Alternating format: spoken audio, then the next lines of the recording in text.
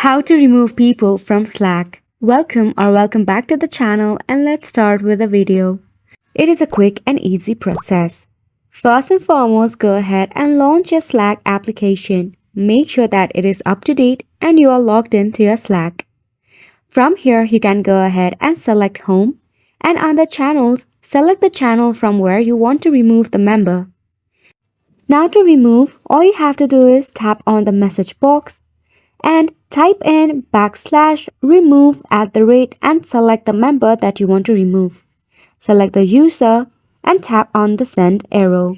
Make sure that you are the admin of the channel. If not, you will not be able to remove people from your channel on Slack. Wasn't it a simple process? If you face any of the difficulty regarding this or face any of the lag issue, there might be a bug issue in a Slack application. To solve it, all you have to do is press and hold onto your Slack application, head to App Info, force stop it, then head to Storage and Cache. In here, clear the cache. Next step is to open up your Play Store or App Store if you are on your iOS device. Search for Slack application and check for an update. If there is an update bubble, leave it for an update. If not, uninstall the application and reinstall it once again. And it's a wrap for this video as well. Thank you so much for tuning in.